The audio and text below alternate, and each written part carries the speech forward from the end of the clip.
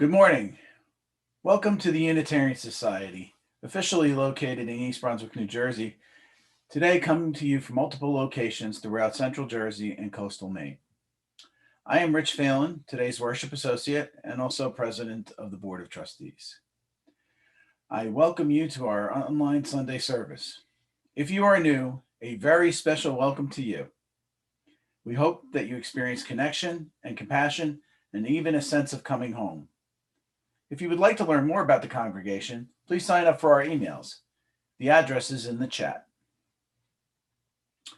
Feel free to type into the chat where you are joining us from and to use the chat as a way to engage, interact, and praise. Please ignore the chat if it's distracting. After our Sunday services, there's a virtual coffee hour that we invite you to stay for, a great way to strengthen connections. We hope that you will stay.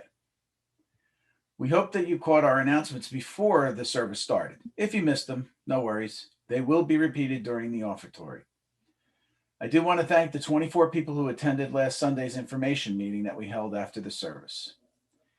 Thank you today to our worship crew, Hazel Schubert as our Zoom tech, Jessica M. Hess, our Director of Congregational Life, who's acting as our chat chaplain today, and our music director, Nicholas Place.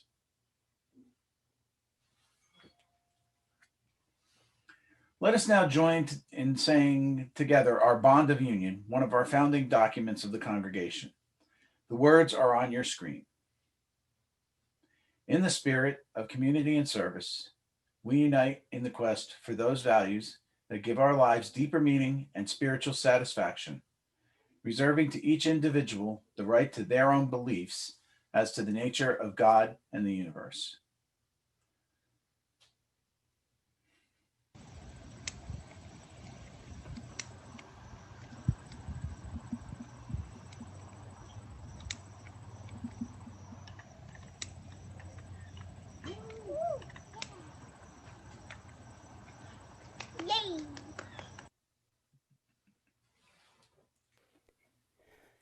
Following in the footsteps of one of the congregation's children, I invite us all now to kindle our at-home chalices, joining our flames with the virtual chalice that we saw in our beloved sanctuary. These are a sign of hope, a beacon of light in dark times, and a symbol of resistance against evil. Today, in marking National Coming Out Day, we are lighting a very special chalice, a rainbow series of flames.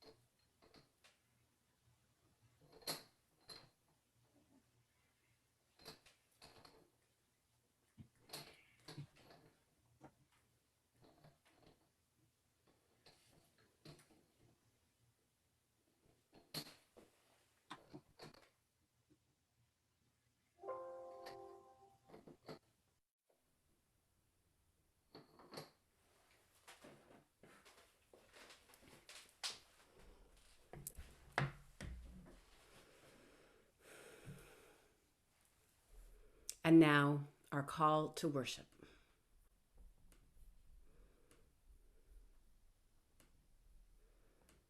A litany for our survival is the source of our call to worship this morning. It is a text written by lesbian poet, lover, mother, warrior Audre Lorde. For those of us who live at the shoreline, standing upon the constant edges of decision, crucial, alone. For those of us who cannot indulge the passing dreams of choice, who love in doorways, coming and going in the hours between dawn, looking inward and outward at once, before and after, seeking nows that can breed future. I remember. Like bread in our children's mouths, so their dreams will not reflect the death of ours. For those of us who were imprinted with fear like a faint line in the center of our foreheads, learning to be afraid with our mother's milk, for by this weapon, this illusion of some safety can be found, the heavy-footed hoped to silence us. For all of us, this instant and this triumph, we were never meant to survive. And when the sun rises, we are afraid it might not remain. When the sun sets, we are afraid it might not rise in the morning. When our stomachs are full, we are afraid of indigestion. When our stomachs are empty, we are afraid we may never eat again. When we are loved, we are afraid love will vanish.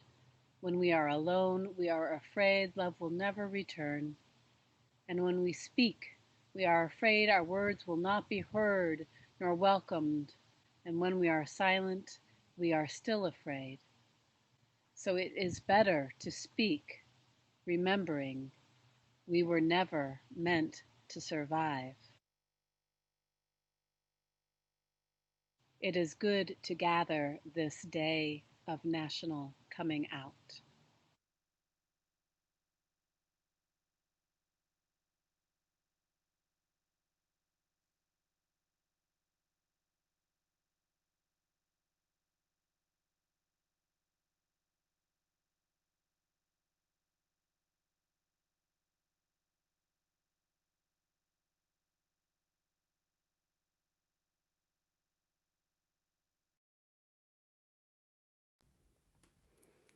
Well,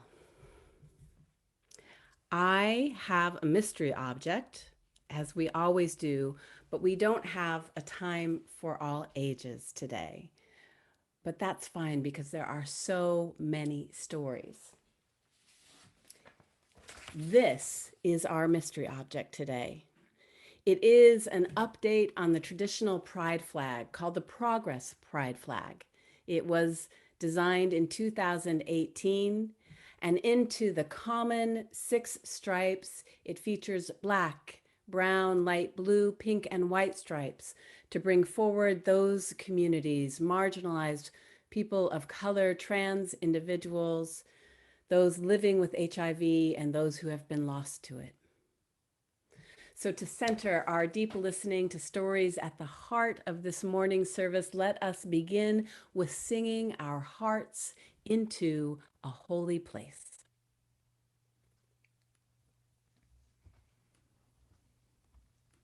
A litany for our survival.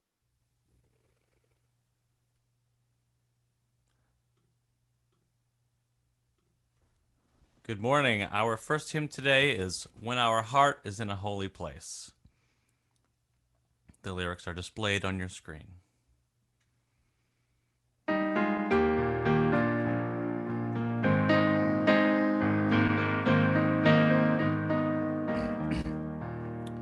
When our heart is in a holy place, when our heart is in a holy place, we are blessed with love and amazing grace. When our heart is in a holy place, when we trust the wisdom in each of us, every color, every creed and kind, and we see our faces in each other's eyes, then our heart is in a holy place.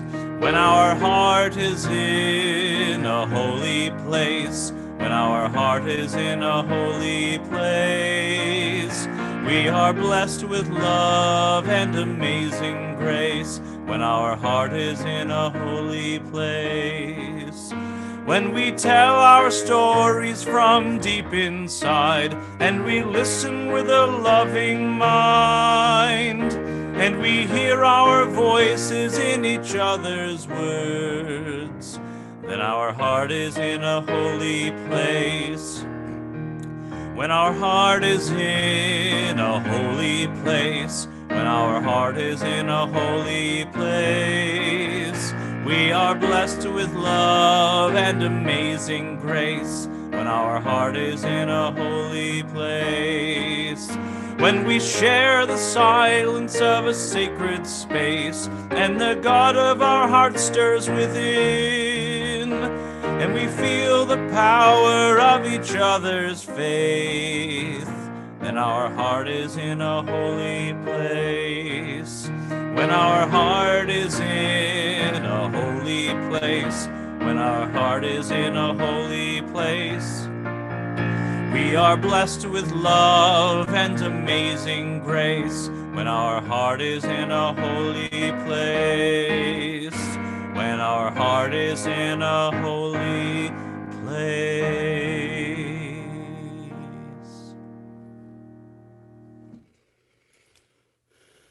A month or so ago, I reached out to folks in the congregation who I know to be part of the LGBTQI plus community and invited them to make videos of their coming out stories to celebrate National Coming Out Day, always October 11th, and this year on a Sunday.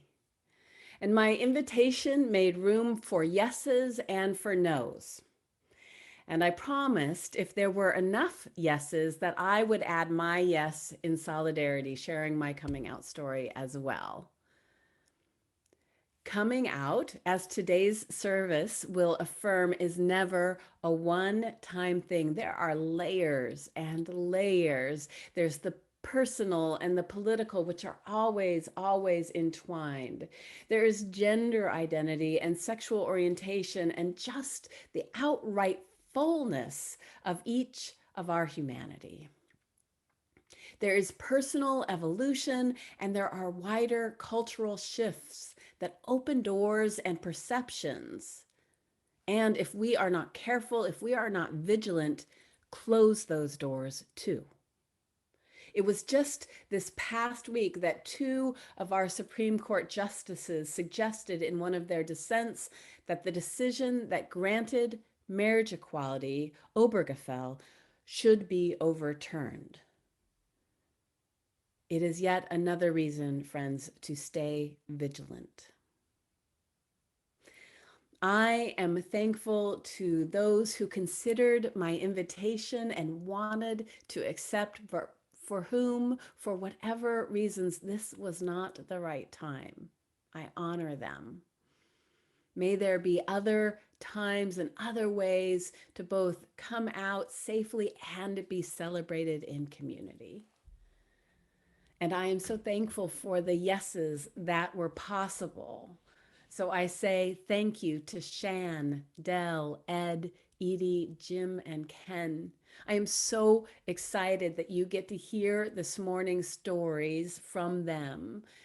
They're sharing these with you and with the world is a gift. And may we all receive these gifts with open hearts and listening ears, moved into a deep listening, as our theme for the month is.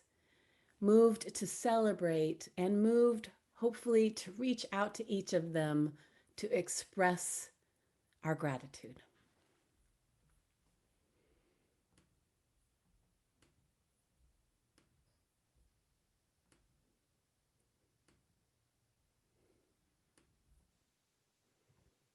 I know I was crushed out on my best friend in high school, but I didn't really know what that meant growing up in rural Oregon. It took until I went to college to figure it out. It's in college that one of the funnier parts of my coming out story comes. I have a close friend from those times who, is really proud that she has steadfastly identified as bisexual and says that I don't get counted in that way because there was a 3-week period when I was dating this man, Patrick, during which I identified as a lesbian. This was the mid 1980s. This is just before Queer Nation came out, and the reclaiming of that word queer, no longer a slander or a weapon to be used, but something claimed proudly. And I know this is generational, but I'm so thankful for it because it feels much more inclusive and fluid, reflecting more of my personal reality. My first marriage, this was in my 20s. I put marriage in air quotes because we had a commitment ceremony. This is before marriage equality.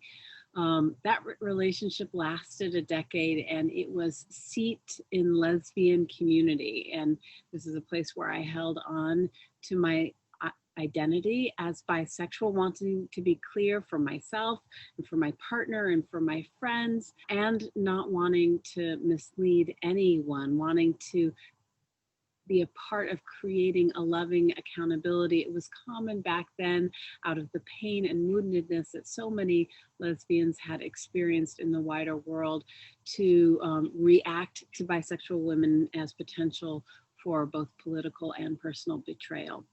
I think that there has been a significant shift when it comes to that, but that led to a fair amount of bi invisibility.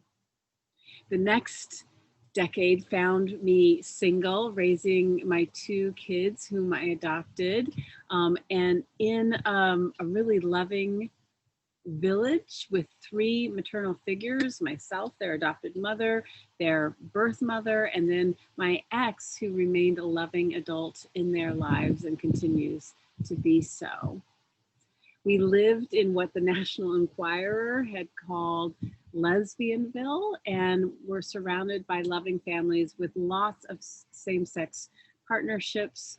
There was a group that I was president of called Valuable Families, where we were really trying to make sure not just to tolerate, but to celebrate queer families, out loud and out loud proud.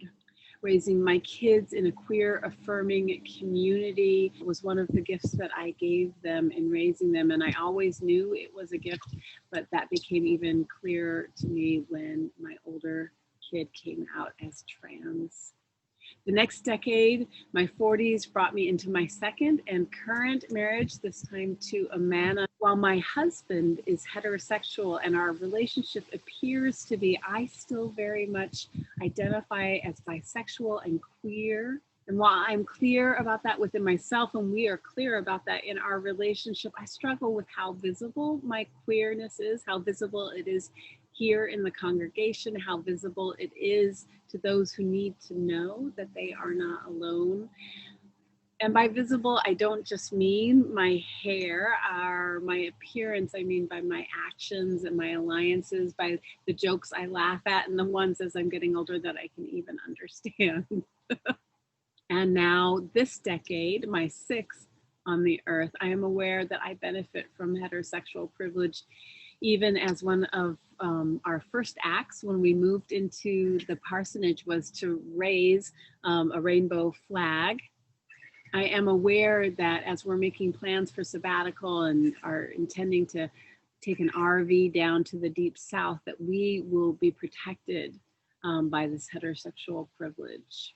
I want to raise up appreciation for the growing cultural spaciousness around gender identity, how I feel more whole because of it, even though my gender identity assigned at birth fits who I am most of the time. I don't know what's coming in the next decade or the ones thereafter, but I say let it be an adventure.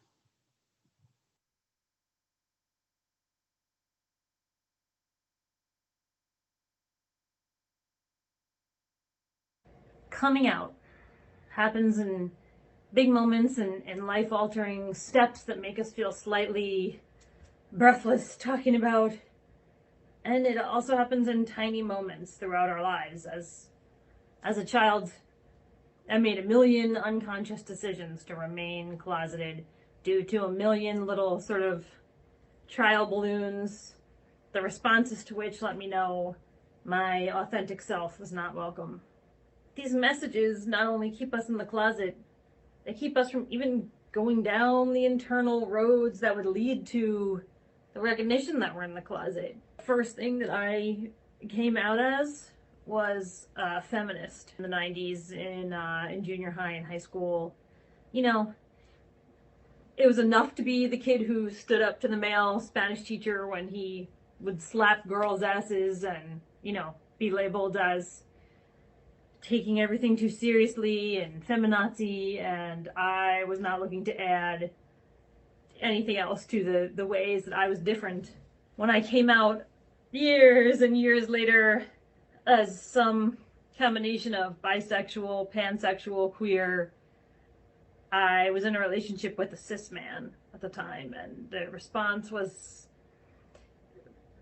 mostly something like, why are you telling me this? Why does this matter? And even one, I have a test for that. Thank goodness I had that family member to give me permission to be out as a queer person when I passed his test. This year I'm coming out as genderqueer, changing my name to Dell, and my pronouns to they, them, and theirs. To me, genderqueer means that the gender I was assigned at birth, which is female, does not fully represent my gender identity. I don't identify as completely not female, but it's not at all the whole of my gender, and I think a lot of that identification comes from a female experience that I've had for most of my life, because that's how others perceived me, and how I perceived myself, because I didn't have those other options. Despite the fact that a gender identity change maybe is the most radical coming out for me, it's also been the easiest. And that's because of the courage and modeling of so many trans folks, many of them younger than me, some of them much younger than me, some of them are children, and these have been my role models. They helped me find the road, they walked it ahead of me. I know that I've done that for others too, and that's how it works. When we come out, we build roads to more places, and when we are out in whatever way we can be, we honor that incredible variety of human experience, and we radically resist these arbitrary cultural limitations and this sort of fascist idea that some lives, some bodies, some human experience is just more valuable than others. And we lift up those who will come next. We make the world more hospitable, sometimes just enough that someone continues to live in it. Being in the closet is not a gay experience, a trans experience. It's a human experience. There are infinite ways to be closeted. There are infinite ways that we take those core, holy parts of ourselves, push them down to places where we don't even know they're there. Or maybe we know, we hear that little voice and we kind of, shh. I will leave you with this from a song that I wrote called No Pain, No Jane. And it's a song about trying to run away from your core, from what calls you, and that it keeps calling, and eventually we get there. You gotta live the life you're dying to be yourself. Break all the rules.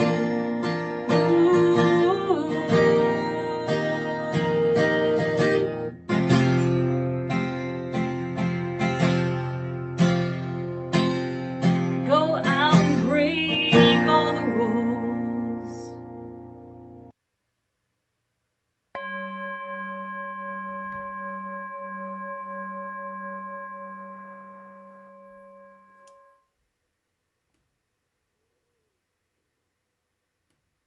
I was gay bashed at a Rutgers gay dance in 1975. No safe spaces then. I ended up with 4 chin stitches and biting my nails, worried that the report would go into the local police blotter in the local paper and I'd lose my job. In order to cure myself without insulin or electroshock therapy, I started dating my future wife, Joan. Actually, I even came after her at first, but being as both of us were so misinformed, we both created a delusion, an illusion that we lived with for the next 20 years. Years that saw the end of the Cold War, the rise of AIDS, and 2 daughters. During that time, I maintained sporadic contact with 3 gay friends, and I continued to skulk out to gay discussion groups at Rutgers. I made my best effort to blend in with normal society regarding the AIDS pandemic with distant sadness and alarm from my secure closeted perch at the New Jersey State Department of Health, rubbing elbows with anti-Semitism, homophobia, and white supremacism in amongst my friends and my wife's friends. In 1992, I met Todd Peterson, talented young cartoonist who worked in the area. One picture of his, that of a young man slouched on a ratty sofa watching TV in a profound sulk, was me. I fell in love with Todd, I fell in love with that picture, and for the first time I touched my rage. Believe it or not, the friendship stayed platonic, but I spent more and more time with him. I went with him to a gay record store in New Brunswick, Quantum X. At Wayne's store, the diversity of genders, orientations, lifestyles, mind-boggling. It was late 1993, the year before New Jersey had passed LGBT anti-discrimination statutes for housing, employment, public accommodations. A lot of role models were becoming visible at the store and also at the newly opened Pride Center. And I met more and more of them. My reliance of the community as family of choice increased to the point where I was spending a lot less time with my wife and my children. That did not bode well. I found an army of gay men, many like me, married, wanting to break out of the closet, and many were in remote rural locations. Finally, in February 1994, I took the plunge and I virtually abandoned my family for a while, hanging out and making excuses not to be home. Now, at this time, I also joined GAMIC, and the president, David Morris, took me under his wing and basically gave me a map. It was the stay in, come out map. If I stayed in, the chances was I would get caught or come down with AIDS. Come out, risk physical violence domestically, and both choices held the risk of forceful separation from my daughters and shunning from the entire family. It turned out I never got sick. I separated in April of 1995 and divorced August of that year. As it turned out, I was allowed to get partial custody of my daughters. My wife will talk to me, but I am not part of her life. I was shunned by a few in the family, some of the more religious members. Most of them accepted me. I contacted some of the people I went to high school with, and almost to a man, they were not only affirming but celebratory. And my workmates, they were all good. So 1996 was the first full year of my being out. Now, there was a lot more fumbling and maturing to be done, but by 1996, I was on my way.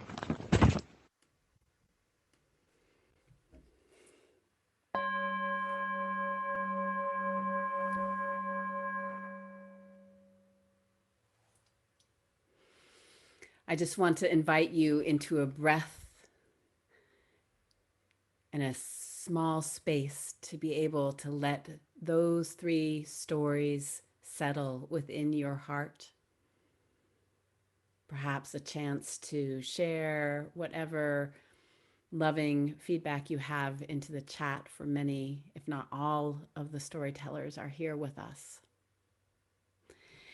And next, I want to share with you a beautiful spoken word piece from the non-binary poet Andrea Gibson. You heard me quote them a few weeks ago in a sermon, and this wonderful video is a really powerful piece of their overall poetic work.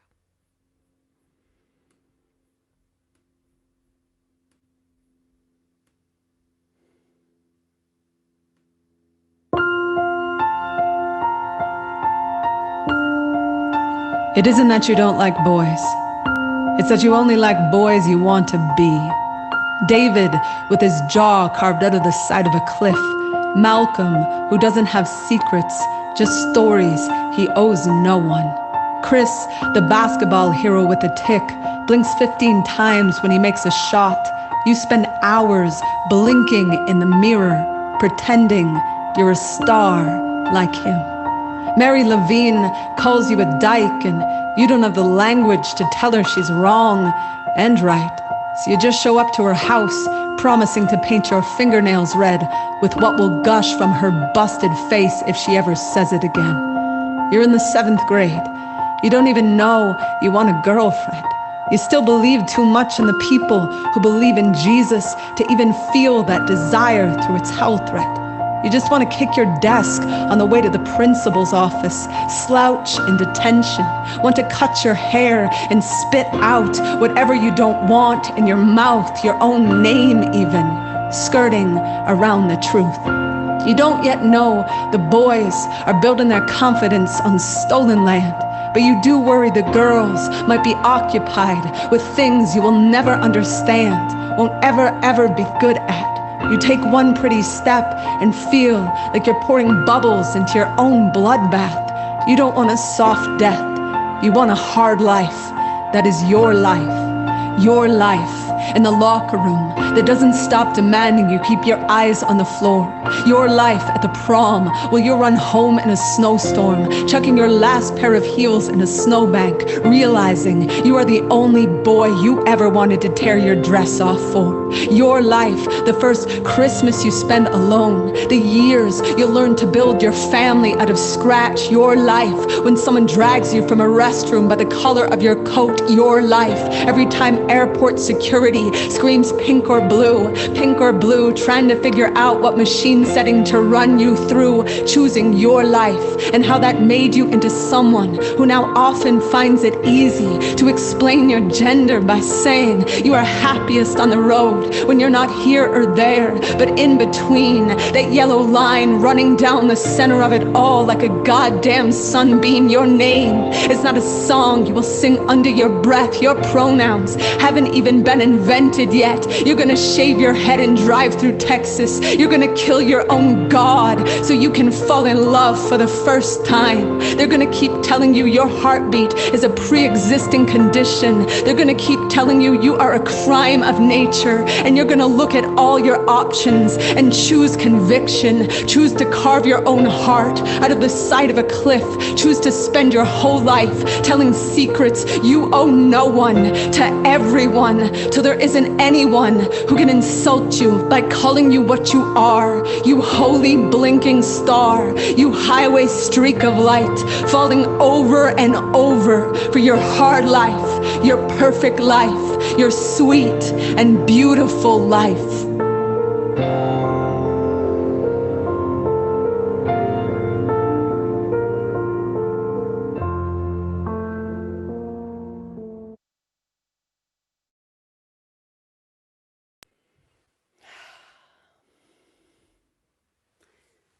Let the spirit of reflection and meditation, of prayer and longing, let it settle in you, move in and through you, in whatever space and place you find yourself at this moment.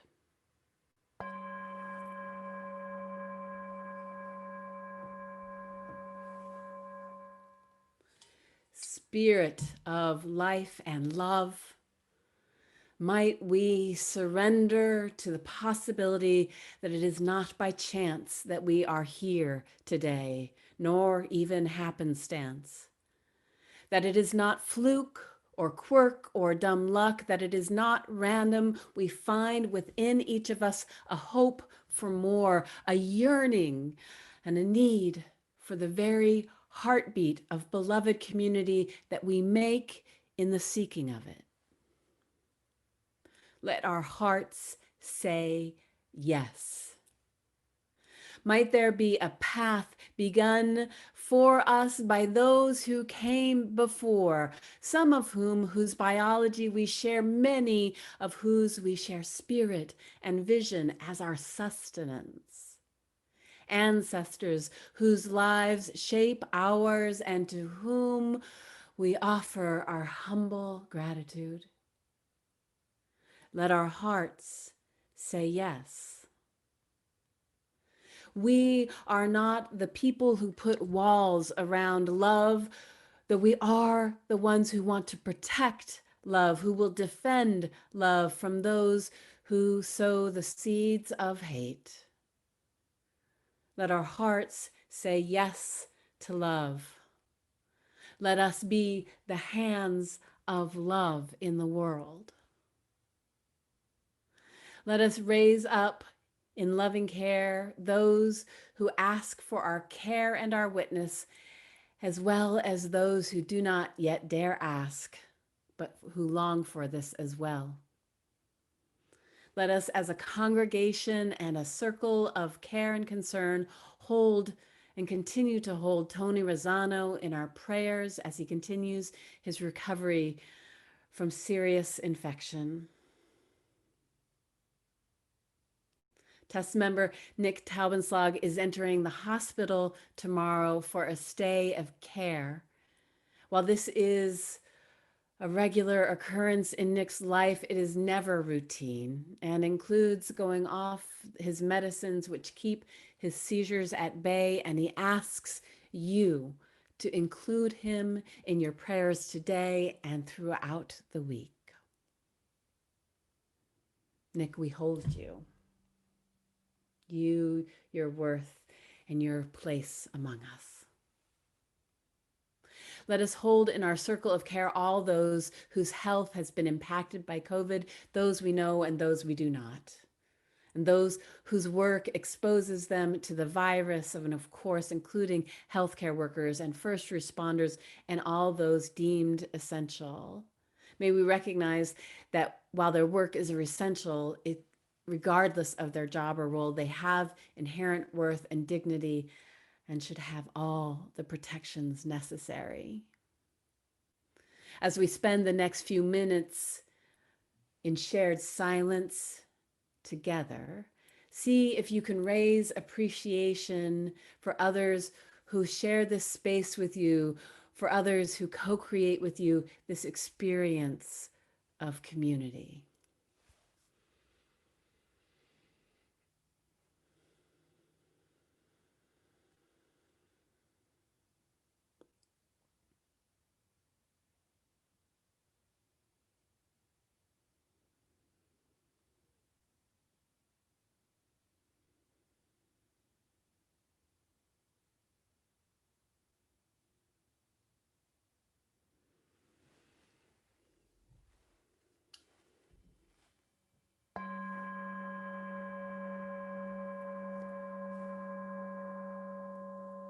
Amen.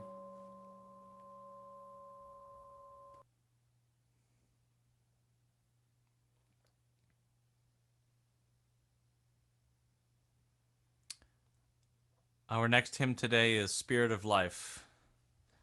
The words are displayed on your screen.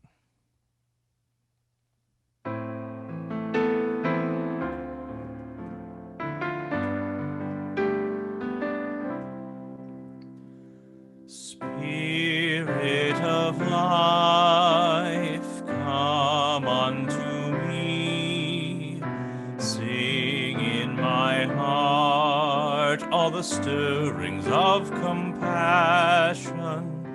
Blow in the wind, rise in the sea, move in the hand, giving life the shape of justice. Roots hold me close, wings set me free. Spirit of life, come to me, come to me.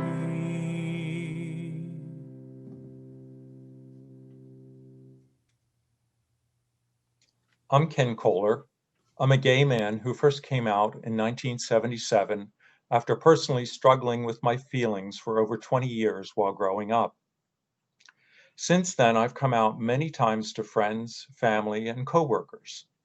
I've also come out publicly in two separate Unitarian Universalist congregations, my parents' Lutheran church, in public poetry readings, and in at least two McGraw-Hill College textbooks on writing.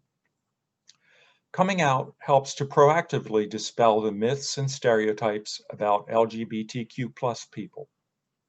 It has helped liberate me from others' expectations and has given me a greater sense of inner strength. When I have come out to family, friends, and coworkers, I have been able to directly witness the effect in the way that they treat me. Assessing a public revelation is usually not possible, but occasionally I have gotten unexpected feedback. The first case came about 25 to 30 years ago from a coworker who was taking an English comp class that was using the textbook in which my coming out essay appeared. Since I was not out at work, she very subtly let me know how much the essay had moved her and forced her to think about issues that did not directly impact her. I also got to directly witness its impact when a pre-publication version of the essay was used to generate discussion in 1986 in my own English Comp 2 class. The second case came a few years ago when I met a woman who had been my next door neighbor while growing up. She was about 5 years younger than me, and I knew that she was also gay. After over 40 years, she said that she had always wanted to tell me how my living my life as a gay man had given her strength to continue to come out to her own family and had helped to sustain her during a closeted 20-plus year military career. Her feedback meant more to me than any other accomplishment in my life. To know that I had made a positive impact on someone's life. When I was growing up in the 1960s, being gay was immoral, illegal in all 50 states, and classified as pathological behavior by the American Psychiatric Association. There were no positive gay male role models for me. Thankfully, there have been many gains during the past 60 years. It is my especial hope that my coming out in person and in print has helped any LGBTQ plus youth who are struggling with their identity to accept and understand themselves so that they can fully live their lives. I also hope that I have helped to dispel some of the many myths and stereotypes used to persecute LGBTQ plus people and have helped to make the world a more humane and loving place.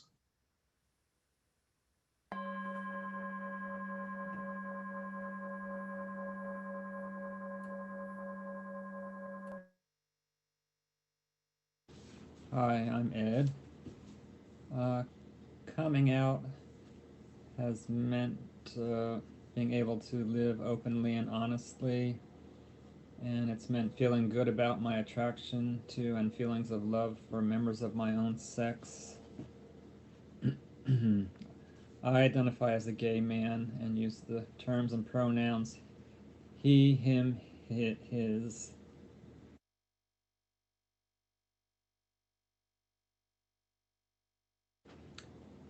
From my congregation to feel like a welcoming spiritual home, I need acceptance and understanding, support, respect, and space to be myself.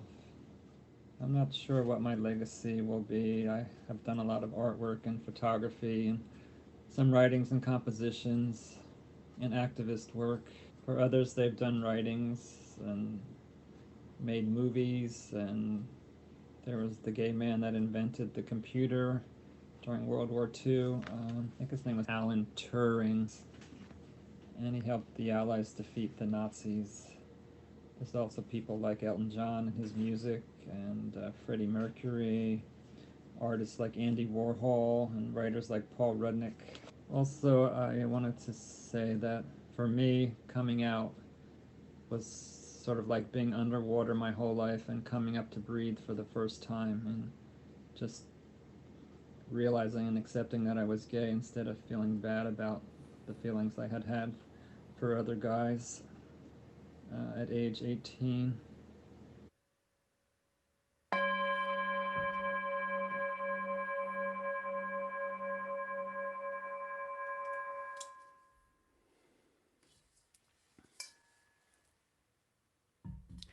I have seen these stories so often, going through and editing them, and I am still so very moved at the courage to speak and to share, at the generosity to share within this community, to give more of yourselves. Thank you. The next part of our service is a delight. With the largest transgender cast of any commercial TV show, Pose, some of you may be familiar, you may be viewers and fans. Pose is a period drama about the late 1980s and early 1990s, telling the stories of gay and trans Black and Latinx folks in New York's ballroom culture, and telling their stories as fully human rather than as some laugh line or sidekick or dehumanizing story or victim. The show tells these stories so well that Billy Porter won the 2019 Emmy for lead actor, the first openly gay Black man to do so. Billy Porter is at the center of this next song, this anthem that is possibly going to raise your blood, but maybe hopefully raise your body as you dance along. I share it with you because it is a life-affirming, energetic, joyful anthem, sung not just by Billy Porter, but by the whole Pose cast. So here it is, love yourself, and if you are moved to move, get up and move.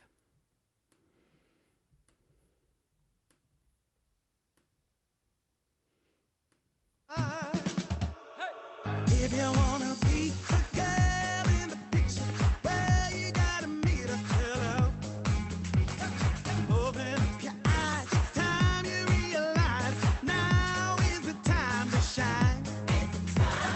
Baby, you're a ghost, and everybody knows you're counting any toast from your soul. Sugar, you're a star, even with your flaws, you're unstoppable. Can't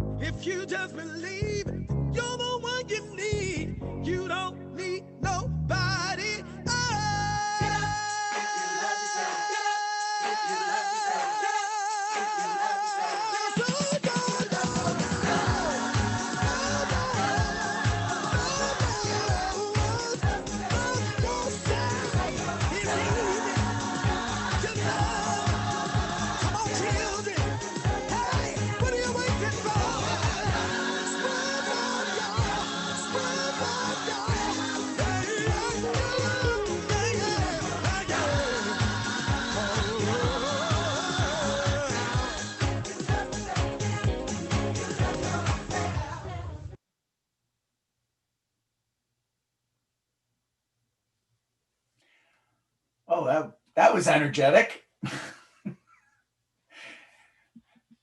In the spirit of generosity, we will now take up this morning's offering. We invite you to use the link in the chat. We call it Be the Change, turning what was once the change in our pockets into the change we want to see in the world. Half sustains this congregation, which sustains you. The other half goes to a worthy cause, living out our values and principles. This morning's Be the Change recipient is the Pride Center of New Jersey, located in Highland Park. You heard Jim say its name as part of his coming out story. The Pride Center has a vision that includes one, friendship that creates social opportunities and allows people to live their fullest lives. Two, community that celebrates pride history and a culture that continues to evolve. And three, equality through the cultivation of an environment of acceptance for future generations. Here is a brief video that gives you a sense of the Pride Center, their history, and their current presence in the community.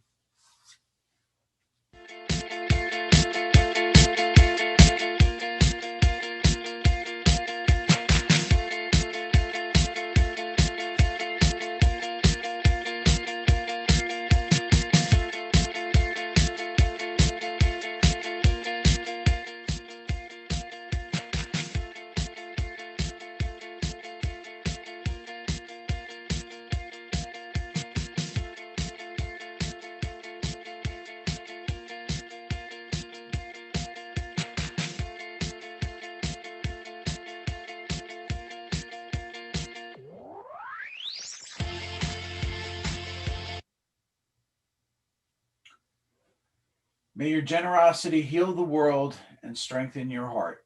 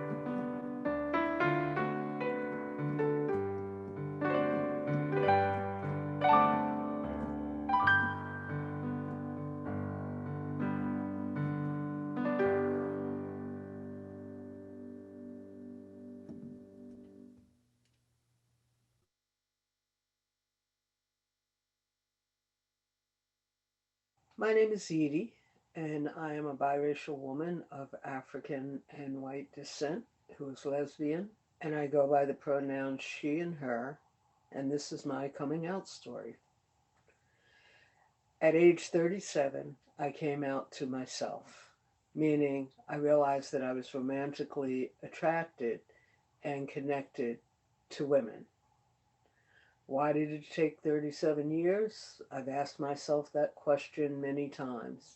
The short answer is I didn't see or hear other people like me.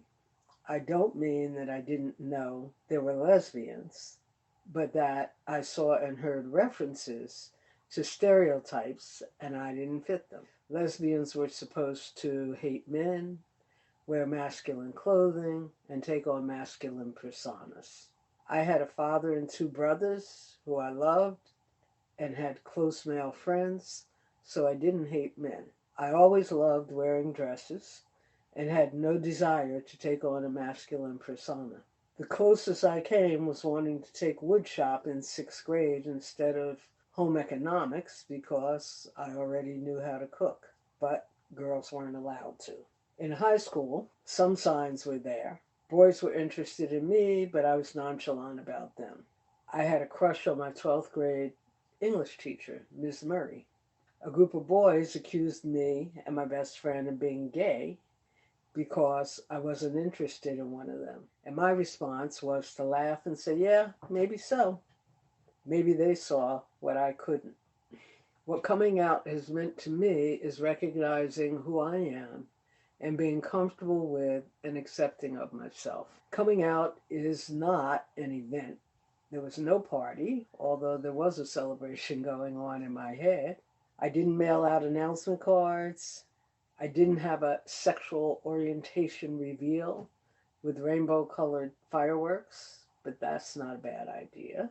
And it's not a once and done.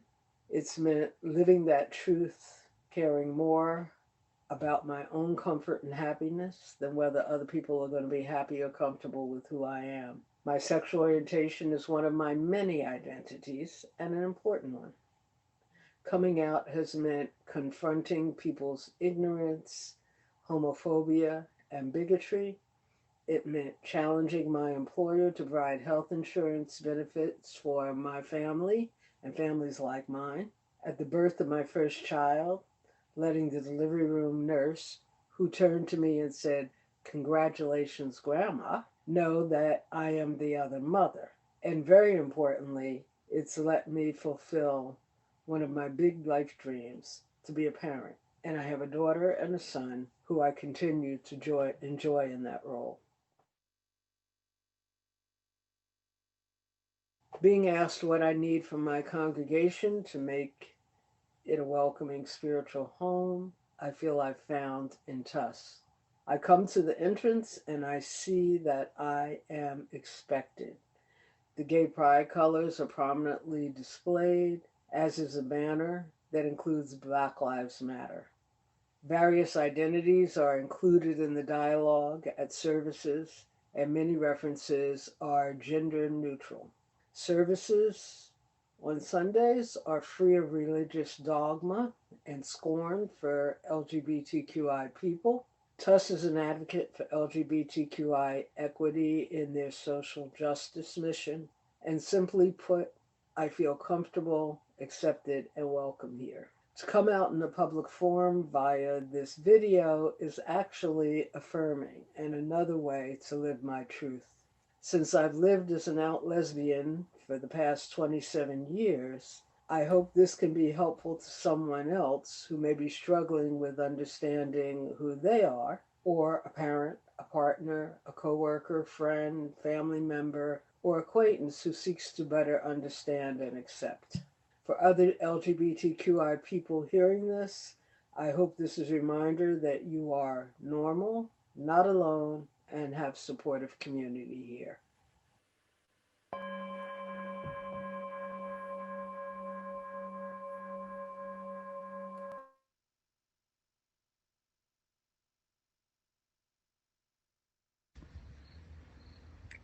Hi, you use and anybody else chiming in to watch this, I guess. I'm Shan.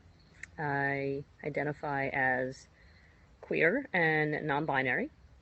My pronouns are they and them. National Coming Out Day has never really been a thing for me to really pay attention to, honestly. But right now it feels like a really good invitation. So thank you for that opportunity. And to be seen. That's another key part of all of this, I think. I think coming to terms with being queer was, I think everybody kind of had their finger on that pulse way before I did. It took me a little bit of time to get there. Um, and it kind of really didn't feel like all that big a deal, honestly. I think because I probably had some suspicions early on, and it was just kind of getting to that point of coming to terms with it. The gender component has definitely been more of a journey, and a lot of that I think has been because of the change in language and the accessibility in language to have words to shape around my gender expression and who I am. It was a much more obscure thing to figure out, and it took me, 40 something years to get there and to have a word, non-binary, which really resonates with me, of not really fitting on either end of the typical gender binary spectrum. And having the language is incredibly helpful. I know for the vast majority of my life, I just kind of adapted to the idea of not really fitting in, but not really understanding why. I never appreciated the idea of being labeled as manly or not feminine enough, or as being a dyke, which I always associated with being more manly. But lesbian felt too feminine, and I didn't, neither of those labels worked for me. So I think at this stage of my life, I'm finally at a point where I'm excited to be like, wow, this is who I am. How about that? Like, I'm much more comfortable understanding myself just because of language, because the terms like non-binary exist now, and the use of they them pronouns has become more and more prevalent. Seeing that in media has been incredibly helpful.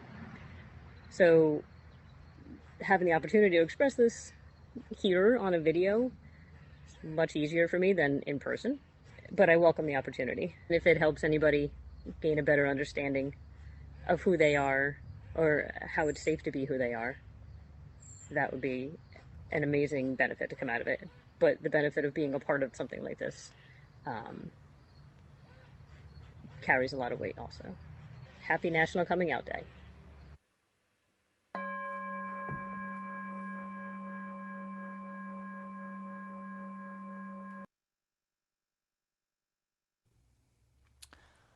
Our final hymn today is How Could Anyone? The lyrics are displayed on your screen.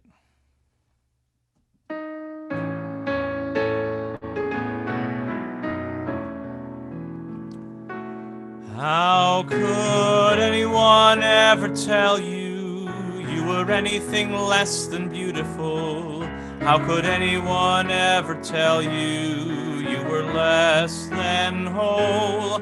How could anyone fail to notice that your loving is a miracle? How deeply you're connected to my soul. How could anyone ever tell you you were anything less than beautiful? How could anyone ever tell you you were less than whole? How could anyone fail to notice that your loving is a miracle? How deeply you're connected to my soul. How could anyone ever tell you you were anything less than beautiful? How could anyone ever tell you you were less than whole? How could anyone fail to notice that your loving is a miracle? How deeply you're connected to my soul.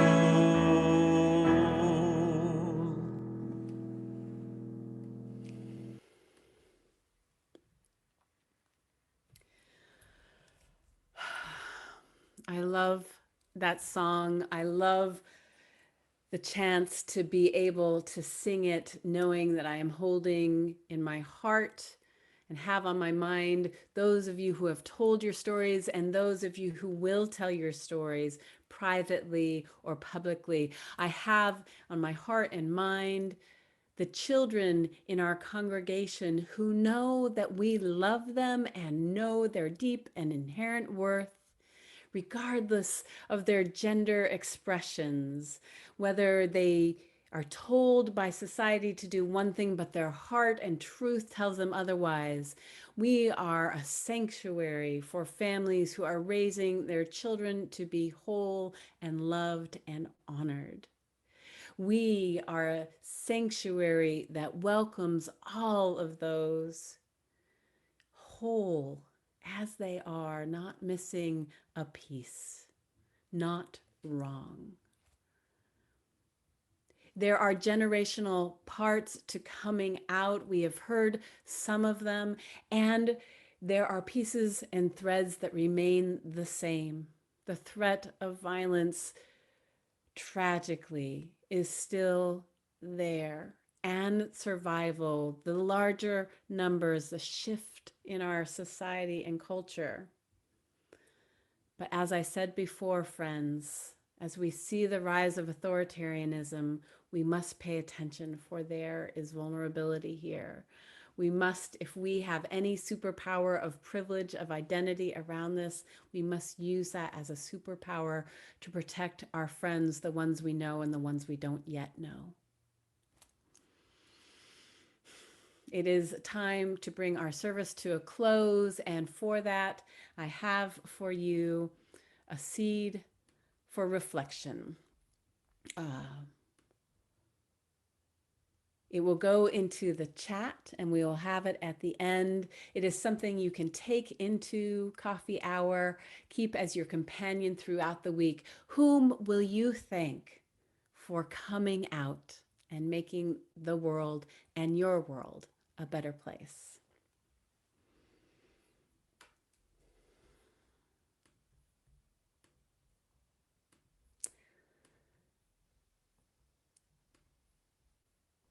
Now it is time to extinguish our chalices. Let us speak these words together. We extinguish this chalice, but not the light of truth, the warmth of community, or the fire of commitment. These we carry in our hearts until we are together again.